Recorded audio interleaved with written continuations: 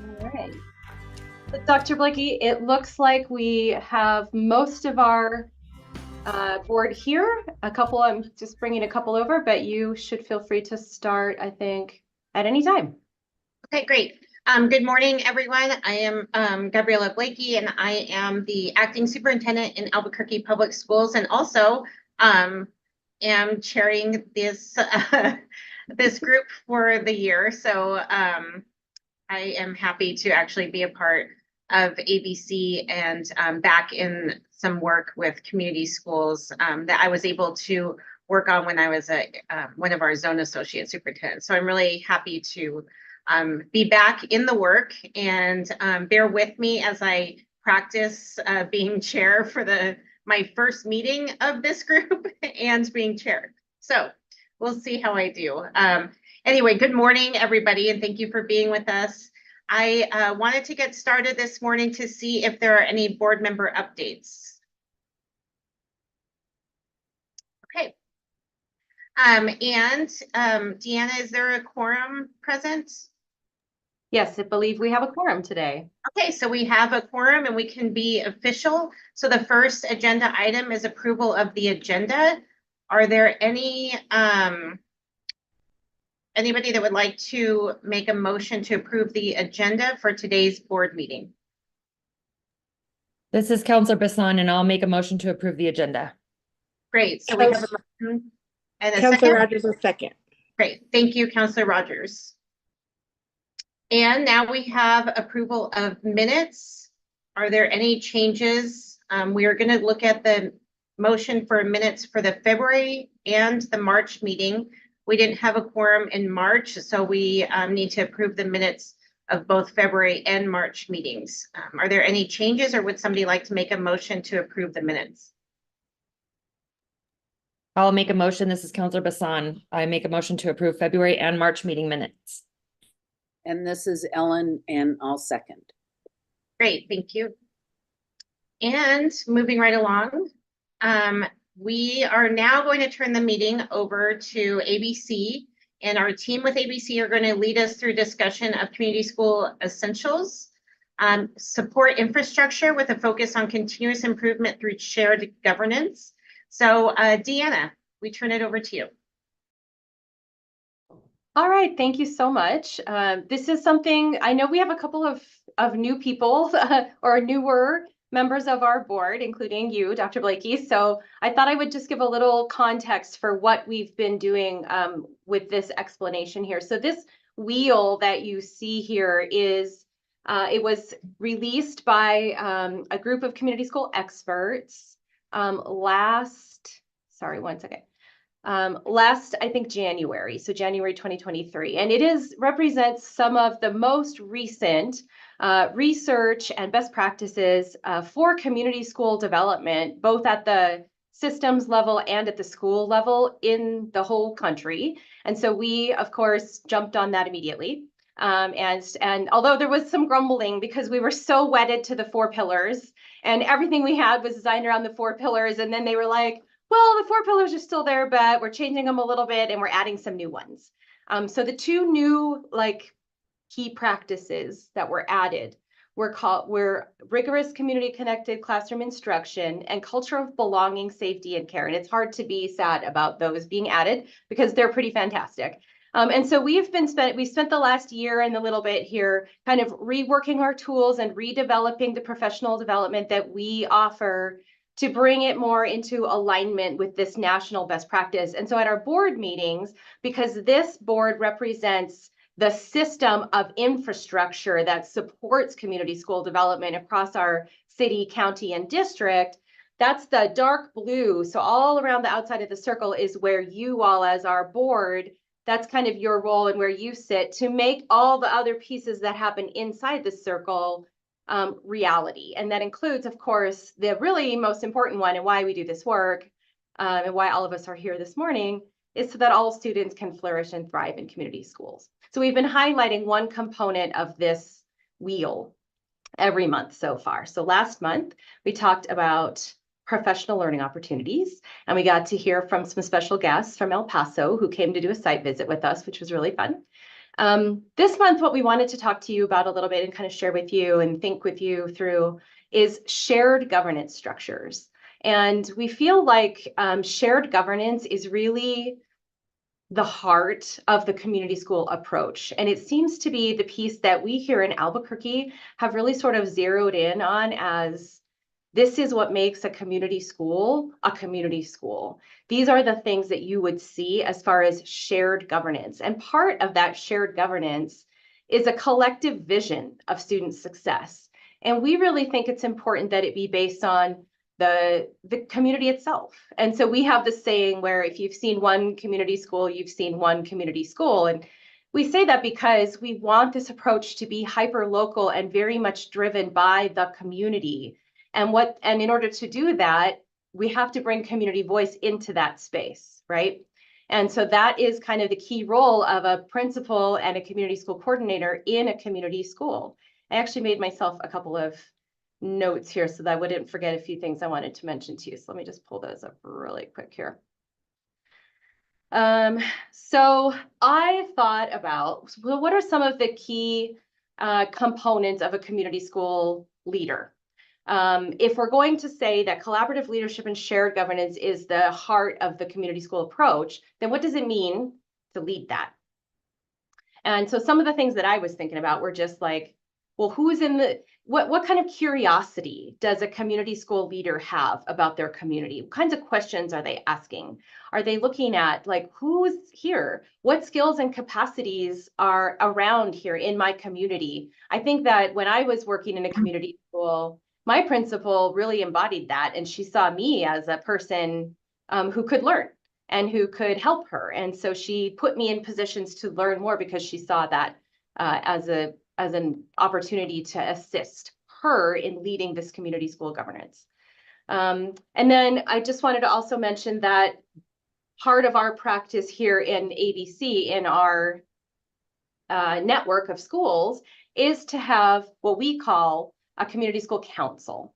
And we believe that it's really important that that council acts as a decision-making body in the school.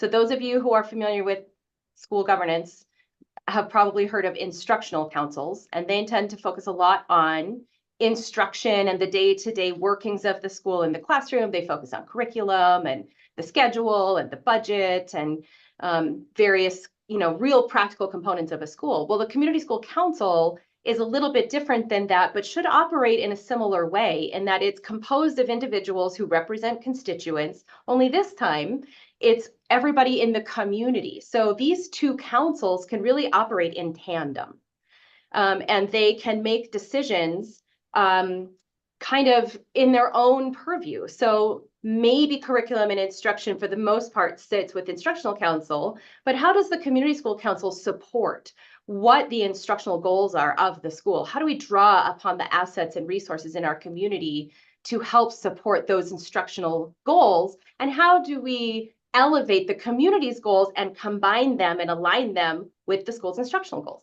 Ellen. Well, I just want to jump in there on how important it is that these two councils are not siloed. Both of the instructional council and the community school council, they're working on the overall culture of the school and how the community, the parents, the instructional program connect. So one of the things that we are working on through contract language, through training, is to make sure that the community school coordinator has a seat on the instructional council, so that in some way, all of the work getting done as a community school is not somehow separate from all the work getting done as a school. They need to be, at the very least, kind of a Venn diagram that intersects. And the communication, the coordination, the joint vision, all sets a tone and a culture at the school that is really important. And then I think in terms of the vision of what is a community school, you really think about instructional strategies as a way to both engage your learners, but engage your learners as who they are in their families and communities. I just think that the connection is essential. Thank you so much for elevating that. Are there any other thoughts from our board around this concept of collaborative leadership and shared governance in a community school? I just wanted to comment. I'm really excited to hear about shared governance in schools. This model actually was charged with rolling out at UNM Hospital for nurses. So this is used in healthcare. This is not just in education. So I'm glad to see it's in education. And Ellen is exactly right. The way we structured it at the hospital was each clinic or each unit had their own council that then sent their president to a higher council to report out. And that went all the way up. We had about 5 councils that went all the way up to the CEO of the hospital. And so things were truly, shared, decisions that needed to be made. And it became a beautiful thing where, nurses could say, this is an issue that we have that, for healthcare amounts to lives, right? And it could be process things. It could be lots of things that were able to be fixed quicker because we had a process where we structured those meetings where you didn't have to wait a month to get to the CEO. It was really pretty amazing. And so I'm excited to see this happening at APS. Thank you. And I see some hands up and I'll get to those in just a second. But I do want to elevate something that you said, Councilor Rogers, which is also one of the ideas here of having the community school councils meet regularly. So we ask our schools to meet every 2 or twice a month because the work in a community school happens quickly. And so they need to get together frequently in order to keep on top of that work, right? But also I like how you mentioned the voices of the nurses got elevated right up to the CEO for decision making, right? And that's part of what we're trying to do here as well is elevate the voice of the community to say, in a collaborative way, this is what we all collectively love about our school. This is what we would love to see happen in our school. And if it's appropriate, because often we have 61 community schools just in APS alone, if there are multiple schools that have similar loves and desires, we can elevate that right up the chain to decision-making folks and lawmakers like yourselves to say, like, this could really make a difference for a student or for families in 10 different schools. And that's such a great opportunity for us to have a structure that allows for that. Brian.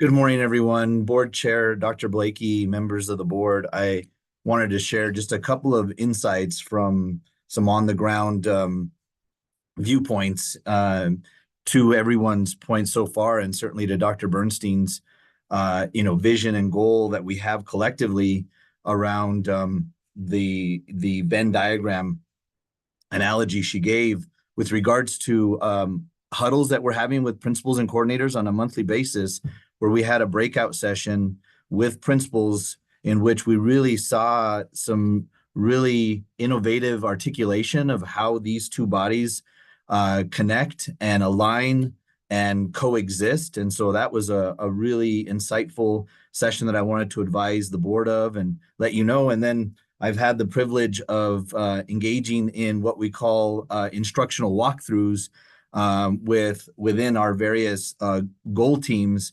And so visiting schools this week, and first of all, seeing the coordinator in the work of the walkthroughs is a real breakthrough, first of all. And then second of all, the coordinator going and visiting classrooms, knowing that it's an instructional focus, but really seeing how the community school strategy through shared governance, through rigorous community connected classroom instruction, really come together. So it's not community schools over here, ICs over here, high quality instructional materials and delivery instruction are over here. They're all together helping each other. So just wanted to bring that to the board's attention and seeing how the needle is being moved as we speak. Thank you.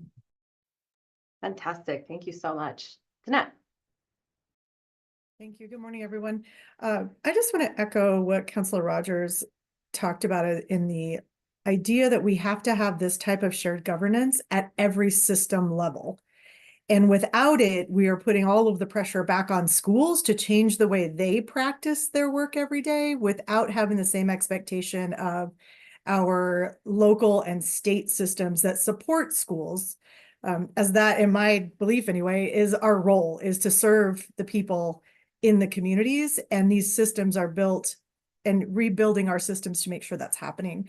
And I think the schools have had a lot of expectation over and over and over. And with a community school, they are authentically doing or practicing the not about us, without us approach. But we also need to ensure that we hold that across the board. And I think this board has the unique opportunity with the makeup to push that message both, up and down, right? Like, we're kind of in the middle as a local government, but we have nonprofits that sit here, university, unions, all of the people that can make that difference and hold our systems accountable in the way that we set expectations for districts and all of those things. And I think that that when we talk about supportive infrastructure, we need to make sure that we're also looking at the systems that fund, the systems that govern our schools, because the schools are working hard to do it. And without us making that happen, it doesn't work. And just like the counselor said, you can't elevate voices. We can never have full representation. It's just not possible. There's a lot of people. So we can't elevate those voices if there aren't systems to which we elevate them to, or processes to get there. And I do think ABC and everyone that works on this team with APS and ABC really, really try to make that happen. But I also am not blind to the fact that we really need to work hard beyond that to help everyone do their job every day. Thank you so much, Danette. Any other thoughts and comments from our board members? So I wanted to, if you can move to the next slide, Chloe. Thank you all so much for your thoughts, by the way. I really appreciate it when we can have a discussion. This is a very rough draft. I have had some feedback from folks on this call, and we will make some changes to it, but we thought I didn't have time to do it all before this morning to make it look good. So just know this is going to look different the next time we unroll it. But I Brian and I yesterday took a stab at what does governance in a community school look like. I am more of a visual type of learner, and so people can talk to me about ideas and but for me, I really need, like, what does that actually look like? So our attempt here is, in a community school, what kinds of things would you see? And we were able to we did our best to align it to the APS strategic priorities. And so so the strategic priorities, I'll just say them. I hope you don't mind, APS folks, if I just step in. And so what they are leadership, systems, instruction, and culture. And so I was going to pull those out, but then I thought, in a community school, we might use slightly different language. And so leadership, yes, but maybe we would say collaborative leadership, shared power and voice, because that is a practice, that we were just talking about, right, of shared governance in a community school. And systems. There's lots to systems. I realize it's not just this piece, but right away for me, steeped in that little wheel, right, of key practices, the integrated systems of support for a community school is what comes to my mind. Instruction is instruction, and we are schools. Community schools are schools. This should be a focus that we have. Everything that we do should be aligned to those instructional and academic goals like we talked about. And then culture. And as I said, culture of belonging, safety, and care is one of the new key practices that were just introduced. And so I think that fits so well with those strategic priorities. And we didn't even, that just was serendipity. We just are so able to align what community schools are trying to do with what the district is also trying to do. And we highlighted the goals 1, 2, 3, and 4.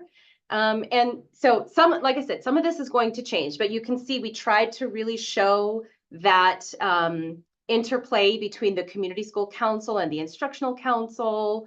We tried to demonstrate that student, family, and community engagement really needs to be woven through everything that we do as a community school and through all systems in a community school and in our system as well. We are starting to see preliminary results that show that when we engage students and families and community in an authentic way, it leads to some really positive outcomes.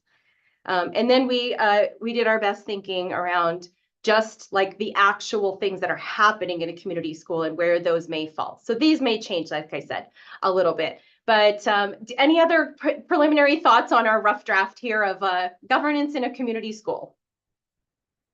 Yes, Counselor Rogers. Thank you. This looks great. I think the only thing I see that's missing is a student council where I see powerful student and family engagement. But aren't we also sharing power or sharing leadership with our students? And shouldn't they have also a means to communicate their needs here with the nothing for us without us? I really would love to see instructional council, community council, and a student council line here as well. Oh, excellent. Yes, thank you so much. That's very, yes, absolutely agree with that. Thank you for that. Ellen? Well, interestingly, I was going to make a comment about, I see the way in which you're aligning to the goals of the board in terms of literacy and math and career connected learning. But I think it's really important in our schools that we have well-rounded, student-centered, engaged learning in all content areas that should be a focus and should be, you know, when you're cross-curricularly planning, you work in social studies and you elevate and also teach literacy skills, but you don't forget social studies. You don't forget science, art, music, all of those things that are essential. And one of the essential things is a civics education, which I believe this is something I've been saying for a while, and we might want to work on it together. Student councils really develop a strong civics education and engaged, you know, what does it mean to be an engaged citizen of your school, of your community, so I just think, I mean, I don't know if it belongs in your graphic, but it belongs in the conversation. Oh, it absolutely, I think, Yes. belongs in the graphic. Like, I we think can't Counselor forget, Rogers. yeah, we can't forget the students. The students have to be, we're doing all of this for them, right? And so we can't do all of this without them. And and I think I'm biased as a student council, like APS student council president back in the day. We often felt that we weren't included and was often fighting for even a seat on the school board for students, if we want to get real about student voice. So I think absolutely it belongs here, and they need to be centered in all of this. I really like that. Brian? Just thanks so much for all the valuable feedback that we're getting. I mean, seriously, we brainstormed this through just yesterday. It's less than 24 hours old. But really, you know, to the feedback that we're receiving, the possibility of looking to see how that may look like, sound like, and feel like based on the context of the community school in the sense even as our network. And so I think one of the things I wanted to say in also signaling the purpose for this graphic, along with so many other graphics that we have, is really connecting the dots and really seeing how, from a principal perspective, really seeing how the goals, the strategic priorities, the key practices, all those things align. And to Ellen's point, we may need to take a look at what that may look like, knowing that we can't put the kitchen sink and the whole kitchen in this graphic, because then we'll lose people, but really maybe do some delving into and helping people explore and help visualize this in their context.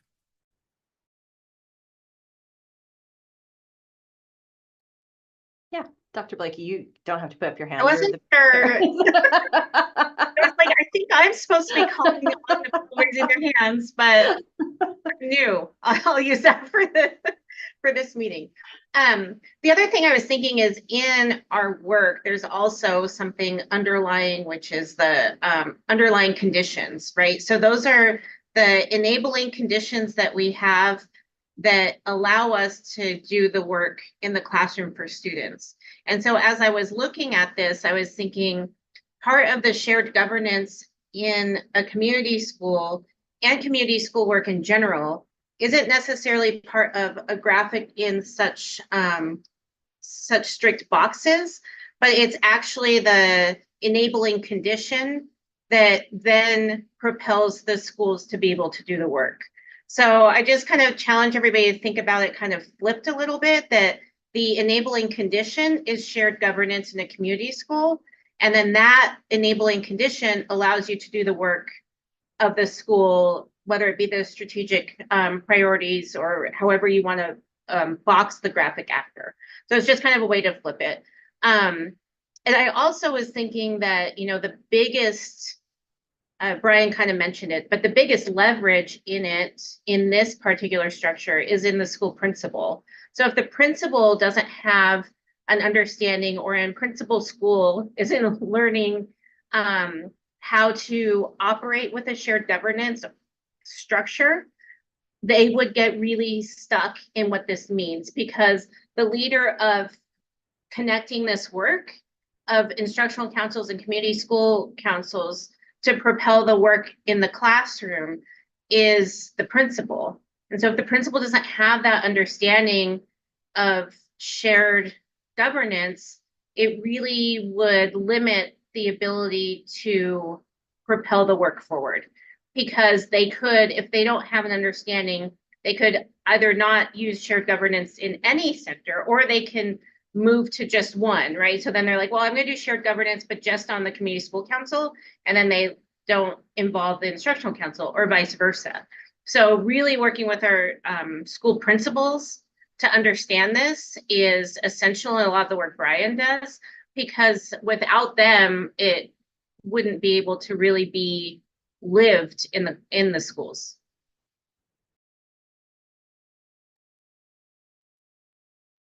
Thank you. You are also very welcome to call on folks. Yeah. Okay, I will try now. I'll Great. practice with Let's go for it. Peterson. Good morning, everyone. Interestingly enough, I was just listening to a little bit of the KUNM call-in program this morning, and they were talking about dual language instruction and language development, dual language programs. They interviewed a preschool provider at Coach Day, and one of the things that came up is the importance of or rather the limitation of just looking at structured literacy, especially for language learners and language development, and what that needs to look like. So I think that if we look at this as the real leading part of this visual is the rigorous, community connected, culturally relevant classroom instruction, if that becomes the lead, then I think everything else can fall into place, with the like making sure that literacy instruction reflects the language needs of students, and the structured literacy and math can't lead. That's one of the tools for accomplishing certain things, but it's always got to be led by that top box of the rigorous instruction. And so I think one of the things that the community school can do is help infuse what that language, what those needs of a particular community are, for making sure that there's support for the teachers in how to reflect that in the classroom and in instruction. So I think the community school can play a really important part in making sure that that instructional part is reflective of the community. Well, Brian, I don't know about you, but I think we have our work cut out for us in revising our graphic. I thank you all so much for this feedback. This has really been very helpful. If you think of other things too that you want to send our way, please feel free to continue, and we will, Brian, I'm going to commit us to, we will revise it and have it ready for you to see at our next meeting, hopefully. Okay, well, if you don't mind, Chloe, forwarding to the next slide, I wanted to share one last piece of another visual with you, and this is some data across our network. So we do ask our schools to fill out a spreadsheet. They don't all love filling it out. Thank you, community school coordinators who are on this call who do fill out this spreadsheet that tracks the participation in our community schools to date. So this is from, I want to say the end of January, where we did a mid-year check-in to see who all is attending community school council meetings across our network. So we do have data from 56 of our schools, so almost everyone is represented here, almost every community school. We have 432 recorded community school council meetings. I just think that's remarkable. That's so many times that people are getting together to talk about, you know, their community in an educational context. And that, I just love that. I'm so impressed by our community schools that are doing this hard work, and our community school principals and coordinators who meet weekly to plan this meeting as well. There's a lot that goes into this. When you meet every 2 weeks, it's pretty rigorous. And so you have to really be prepared. We have 57 parents. We wanted to pull this one out in particular.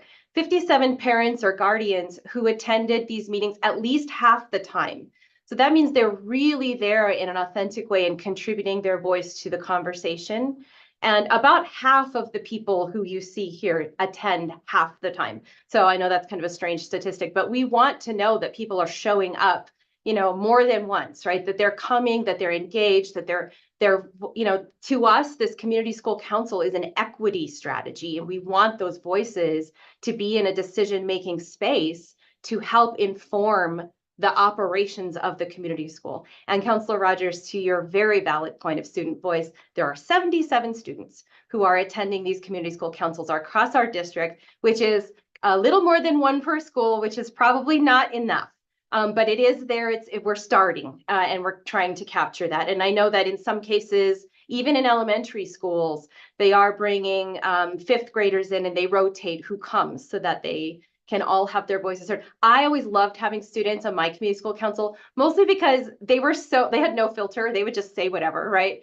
But also the adults were so well behaved when there were students in there. So I was always like, oh my gosh, yes, we need students, because everyone is like so excited to have them there, and they have great ideas. You know, they know what they want for their school too. So I don't know if you have any questions or comments about these data. We will have another graphic like this for you at the end of the school year, just to give you the complete picture of the year. Great, thank you, Deanna. Okay, so the next part of our agenda is one of our favorite parts that I always like in any meeting, is to lift up the bright spots that we've seen in our community schools. And so I don't think we do enough of this, you know, lifting up the bright spots and sharing with others so we can leverage what's going well. So I'd like to turn it over to Deanna, and she can share with us some of the great work that's been happening in some of our bright spots in our schools. Muted. Okay, this one I thought was so fantastic. This, just coming off of our last conversation, was written by a member of a community school council from West Mesa. And he mentioned that, so Dr. Angelo Gonzalez, who is the executive director of the Southwest Institute for Community Schools, wrote an op-ed a couple of weeks ago about community schools. And this, what's his name? Mr. Jackson, he wrote a response to the journal, and he was like, did you know that there are 60 community schools in Albuquerque Public Schools? And he wanted to share the story of the West Mesa High School Community School Council and who they are and what they do and what they're working on. And it's just really fantastic. So if you will send this slide deck out to you, if you want to click on the picture, it'll take you to the link. And I think the link is also in your agenda. So that's a great bright spot for West Mesa. And then we also wanted to share with you, and I think, Brian, were you going to go over this part? Yes, thank you, Deanna and Board Chair Dr. Blakey. Real quick, my internet's a little shaky, so in case I disappear, just a quick heads up on that. And just highlighting the sustainable resources that have been made available through a collaborative leadership structure that I think has gained such wonderful momentum in thanks to the ABC team, the Title I team, APS, partners, our PSSs, our associates, just countless hours that have been put together to support the schools. So we could not have done and submit all these applications without that wonderful network of support that really sustains our work. And then, Deanna, I'm not sure if I'm moving too fast, but really wanting to recognize the collaborative leadership that is evident at the school level and the engagement of the principals and the coordinators and the councils that is really enriching these applications as a result of the presence of the strategy and the implementation that's gaining greater depth. And so really seeing principals engaging and connecting their budgets to their strategic plans, to the key practices, to the goals and the strategic priorities, and really seeing over the years, the applications just grow in terms of their connectedness and their impact. And so really wanting to highlight to our board the sustainable resources, yes, but how it converges so well in enriching and enhancing collaborative leadership, shared power, and voice. Deanna, feel free to add. Thank you so much. The only thing I wanted to add to this effort is the 5 accredit pilot schools. This is a brand new opportunity from PED to pilot what certification or accreditation. We don't know a whole lot about it. So we're operating on lots of faith here, but we have lots of faith in the 5 schools who are part of this pilot. And I did just want to highlight them for you briefly because we are just super excited about them participating in this and learning with them what it means. And so our 5 accredited pilot schools are Hawthorne Elementary, Los Padillas Elementary, Villa Vista Elementary, Wilson Middle School, and Albuquerque High School. And so we'll let you know, we'll keep you posted on what that accredited pilot looks like because it is so new and we are so excited about that. But special kudos to them for jumping in kind of with not a whole lot of information, but lots of faith and hope. Danette. Sorry, Dr. Blakey. Danette. Thank you. I just want to make sure that everyone on our board really understands the amount of pivot and commitment it took from the ABC network, from the staff of APS, from the staff of ABC, from the schools themselves. I co-chair the statewide network, and this grant process was, I mean, I'm just going to be transparent because now I'm not in charge of ABC right now, has been really siloed in recent years. We're grateful for the funding. We are grateful for the opportunity, but in the past, it has been much more collaborative, the whole process. And what was rolled out from the public education department literally gave Albuquerque Public Schools 2 weeks to write these grants. And we have, as you can see, 32 applications that had to be done with new guidelines on what they were allowed to spend the money on, et cetera, with no collaboration or commitment or kind of input from the coalition. And Brian and Deanna led this charge with these schools to make sure that every one of these grants got in, given that the 30-day window encompassed APS's spring break. And we knew that, and we asked them to reconsider. Brian advocated incredibly hard to get that reconsidered. And basically it was like, sorry, that it is what it is. You guys got to figure it out. So it was no heavy lift years ago when we had much fewer schools applying. This was an incredible feat. And again, the Title I staff, Brian, the principals, the coordinators, Deanna, the ABC staff, reading, helping to revise, helping to give them guidance on how to leverage their funds in the best way possible, because the funding allowables also changed in this process. So people had been preparing and then suddenly got a note that, oh, you can't spend your money on that. So I mean, this team is incredible, and the schools were incredibly flexible, and people did stuff on their own time, I'm sure. So just kudos to everyone. And I also want to encourage us as a board to get more involved in the state level work of this so that we can possibly stop this from happening in the future. Thank you, Danette. Ellen? I I was thinking while this conversation was going on about the fact that the ABC Community School Partnership is well respected nationwide. And I don't know that we know that. And the work that we've done in APS, in the state, I get invited to talk at national conferences. AFT highlights the work, that's the National Union of Albuquerque, all the time, and has, Deanna, since you were a community school coordinator, right? I mean, just what we're doing, other people are learning from and trying to emulate. And I just wanted to throw that out there because I think that's incredible. Thank you, Ellen. Barbara.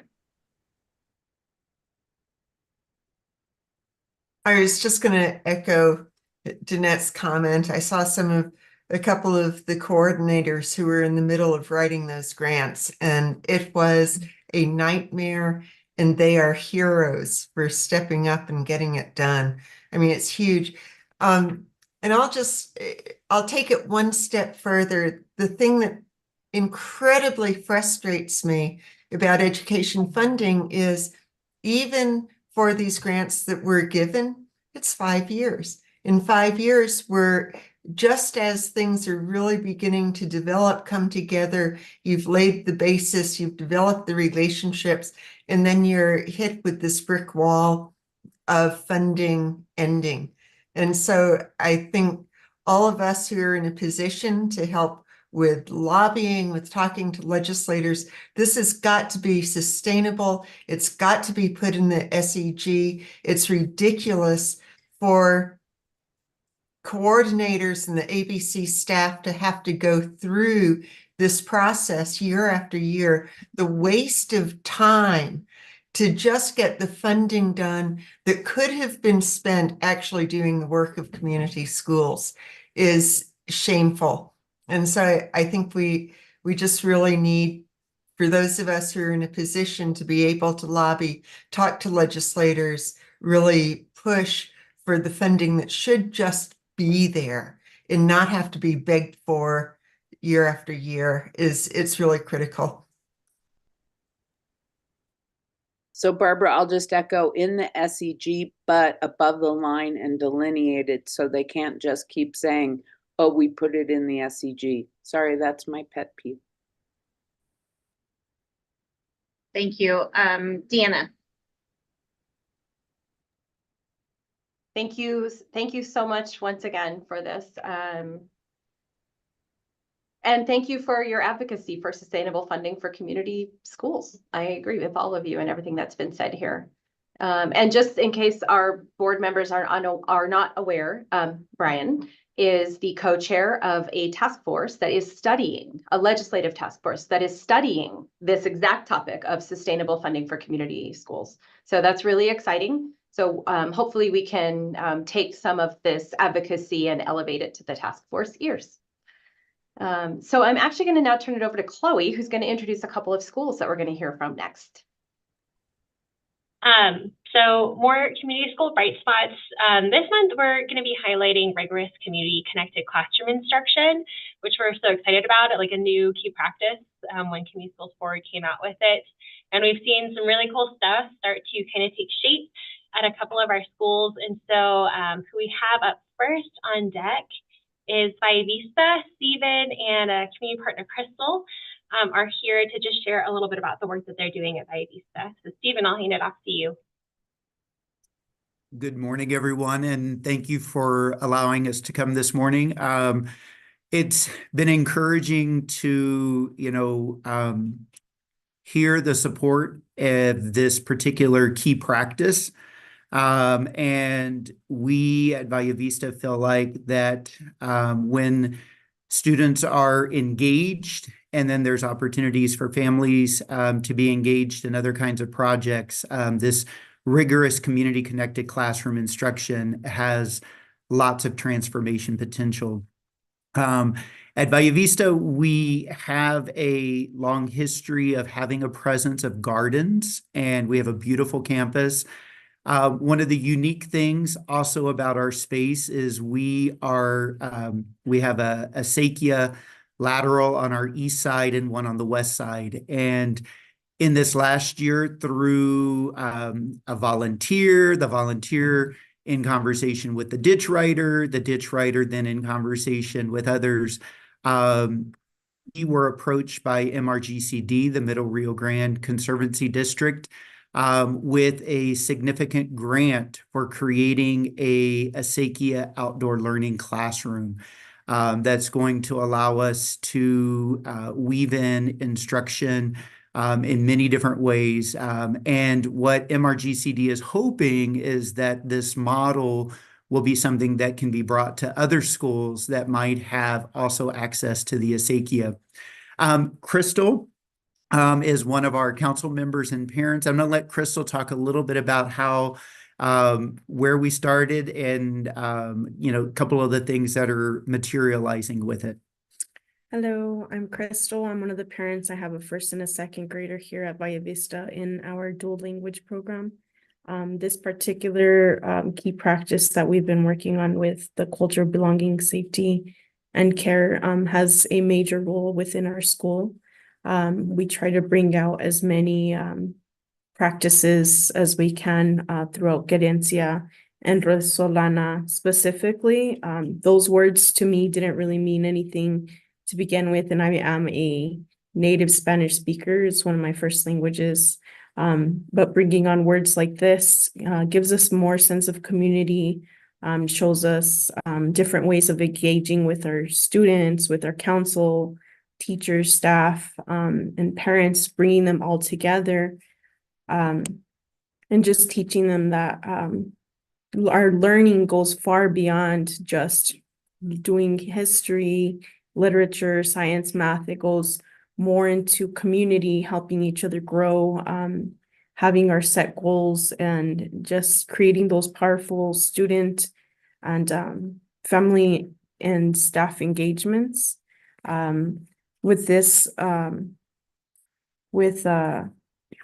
I'm trying to go over my notes here so I don't forget something. Oh, so we did have a campus cleanup day where we went and cleaned out an entire area where we're getting ready to start our new garden. We're very excited. I had noticed that area before within our school, but I didn't even know that that was part of us. So now that we're starting to work in there, we are excited to envision, what might be growing there. And being that my children are so young, I'll be able to see that into fruition. And just seeing all of our volunteers showing up and having like our collective goal.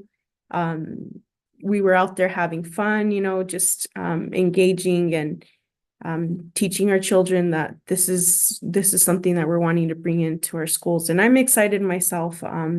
This is a lost art that we've had within our school. And I feel like this is going to be something great for not only our school, but other schools as well. We're working with CESOS in that area as well. They've been such a great help in teaching us lots of different areas of that portion as well.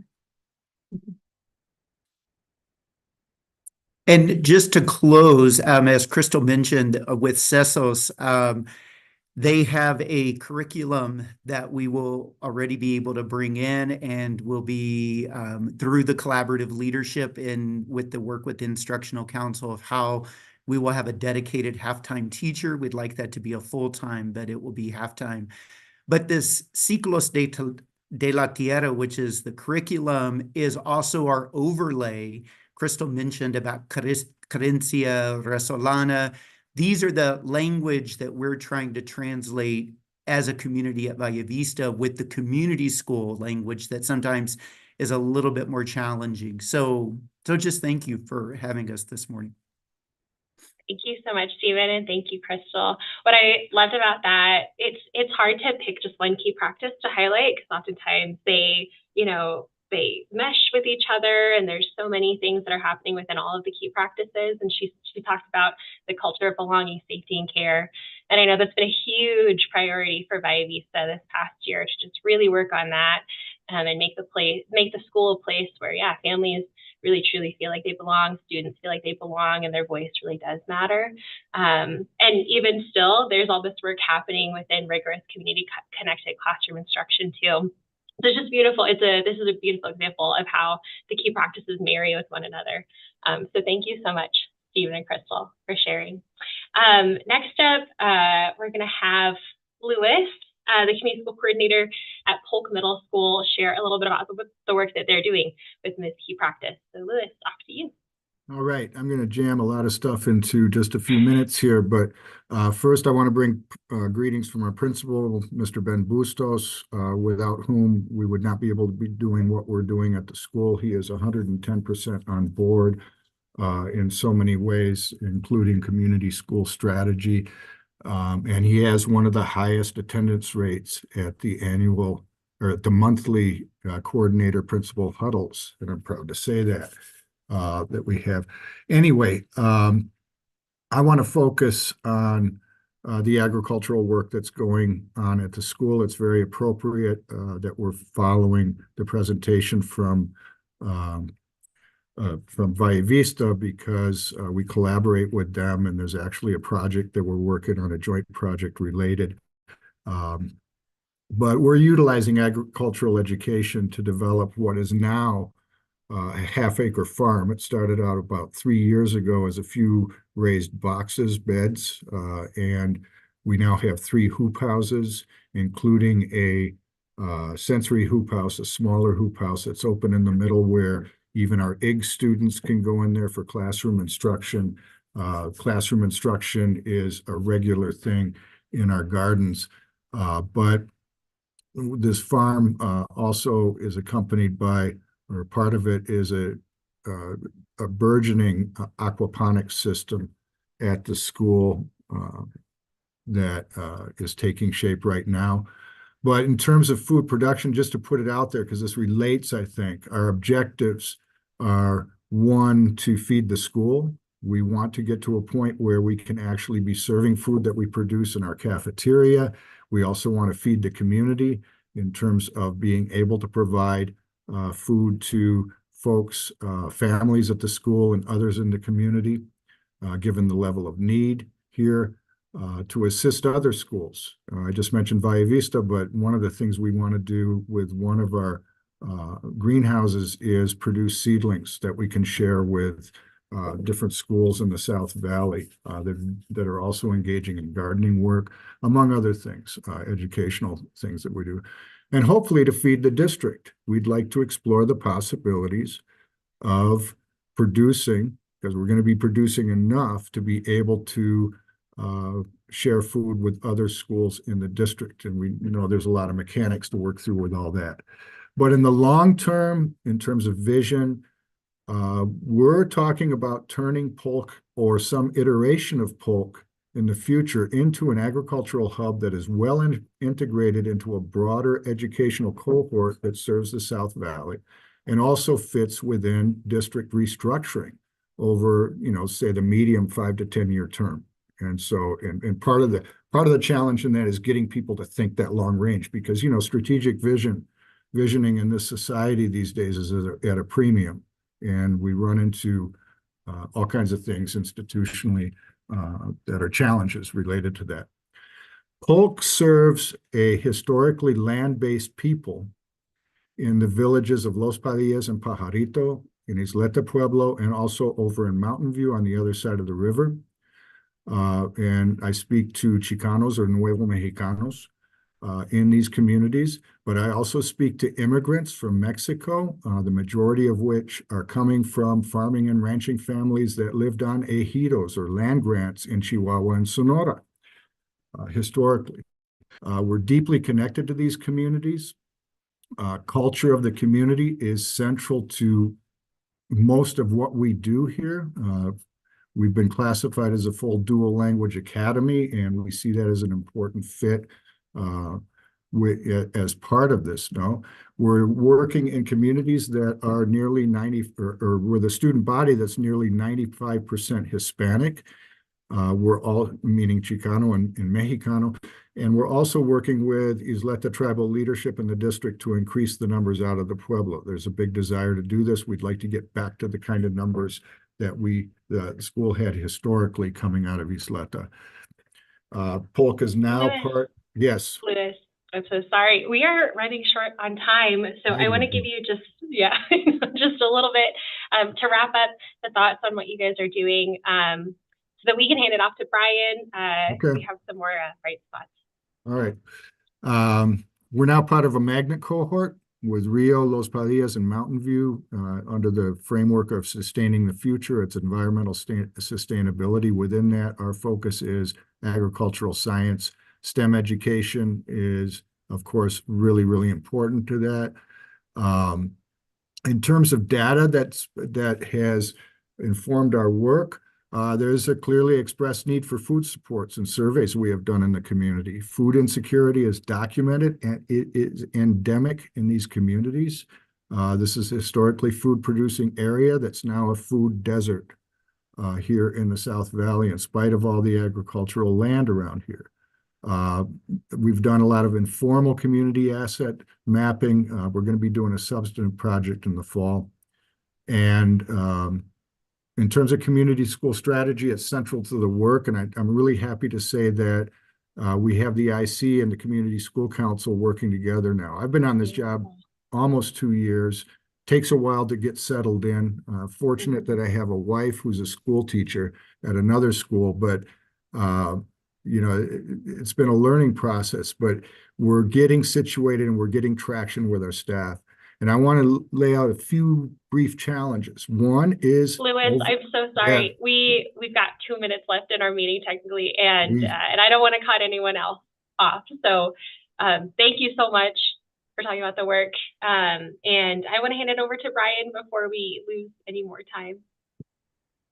Well, I know we have 2 minutes, and so I'll defer to Board Chair Dr. Blakey and Deanna in reference to going over that time frame. But I'm going to be like 30 seconds in telling you that we have a wonderful event that we want to highlight.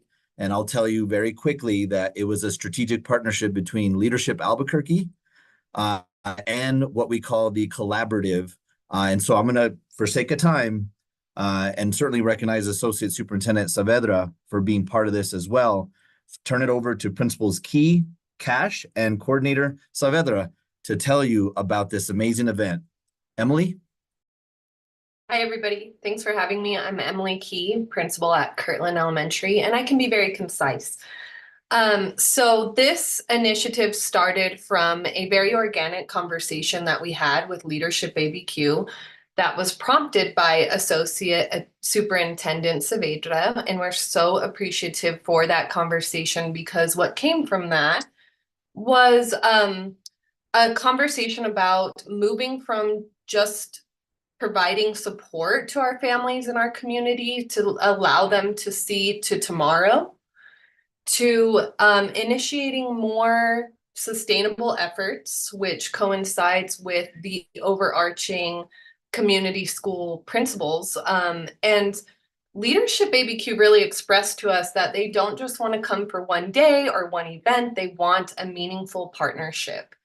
And so we talked about allowing our family to take those steps from supporting to empowering our communities, allowing them to engage in adult learning, socio-emotional support, childcare, and then again, taking that step towards liberation of our community. And so what that looked like for our families was connection to the broader Albuquerque, an ability to exercise leadership within their own communities, agency, and building on self-efficacy. And so this event was created out of that vision.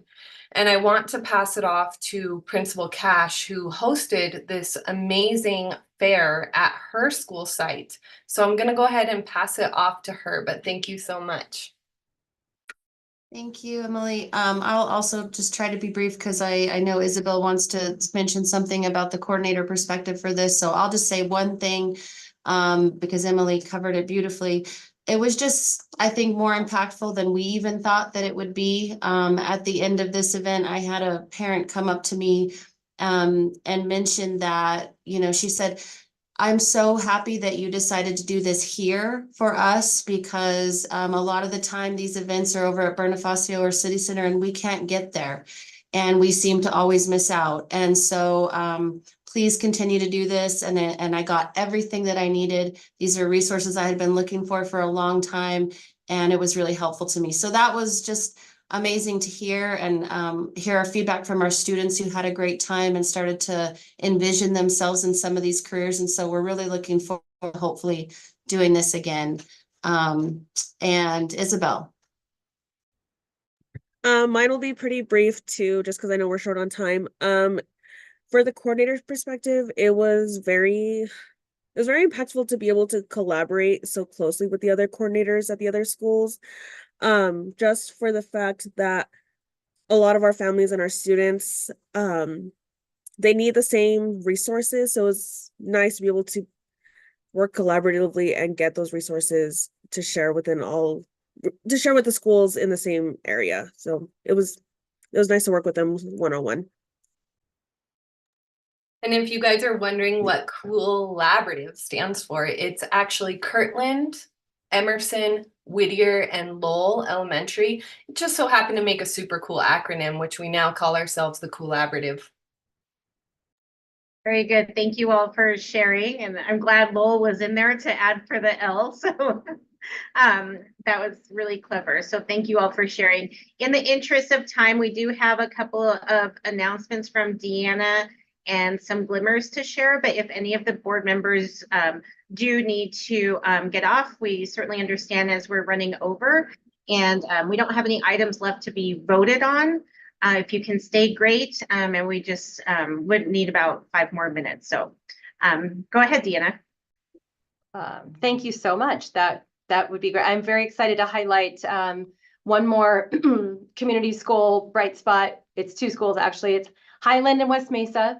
So we have brought this to the attention of the board before. So those of you who've been around for a little while have heard of the Marshall Brennan program, but it is a partnership between Albuquerque Public Schools and the University of New Mexico School of Law, where second and third year law students go into the classroom and they teach high school students about the Constitution and various rights and responsibilities. And then they give them a mock case that they have to research, and then they participate in a mock trial at UNM. And then if they are accepted, they get to go to Washington, D.C. to, I think it's American School of Law, and participate in the national moot court competition. And this year we had 4 students from, actually I think it was 6 students from 3 from West Mesa and 3 from Highland who attended the national conference in DC just last week. And they gave their presentations to the judges there. And for the first time in 8 years, 2 of those students, one from Highland and one from West Mesa, made it into the semifinals.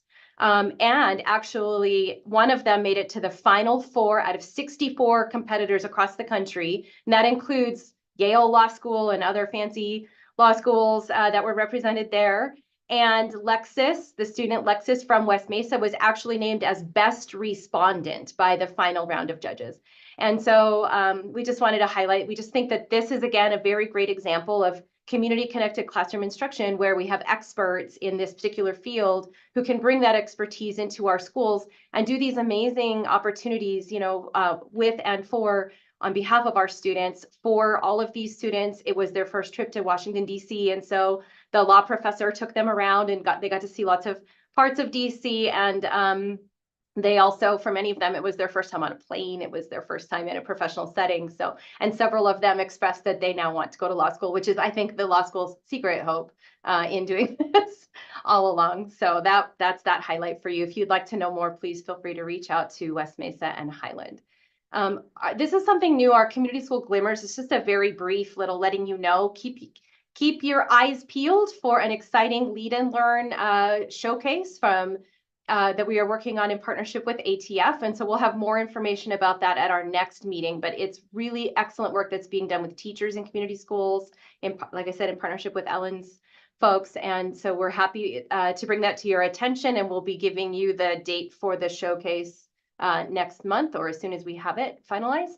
Also wanted to let you know that in addition to the workshops that our team is presenting, one of our community school coordinators, Javier Benavides from Alameda, is going to be presenting at the national conference in partnership with Robert Donovan from APS, the Title I community school resource teacher, and Andrew Montoya, who works with Las Cruces and around the state for NEA New Mexico. So we just wanted to recognize that's very exciting opportunity.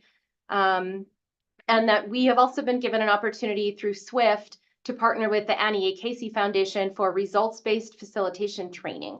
So 5 members of the ABC team and 3 community school coordinators, along with practitioners across the state, will be participating in that. And we're really excited to share that opportunity, and we'll let you know how that goes. And that is it for our glimmers. Great, thank you so much, Deanna. And with that, thank you all for your time. Are there any announcements or requests as we wrap up our meeting? Hello, this is Justine with the City of Albuquerque. We would just like to announce that April 27th is our Spring into Summer event at Barelas Community Center. This is a great opportunity for folks to look at all the different opportunities for young people to sign up for over the summer. So coordinators, it would be wonderful if you could share this information. This flyer and other information can be found at cabq.gov/summer. There's also information on that site about free meals, hot meals, and other opportunities that we have to offer to youth and families over the summer. So please check it out and help us share this information. Thank you. Thanks, Justine. Nice to see you. Are there any other announcements or requests from any of our board members? Okay, with that, we had a great meeting. Thank you all. And our next board meeting will be May 9th. So we will see you all next month. Thank you. And thank you. Great job as your first time chairing, Dr. Blakey. Yeah. Not the hardest thing I have to do today. It was awesome. Thank you so much.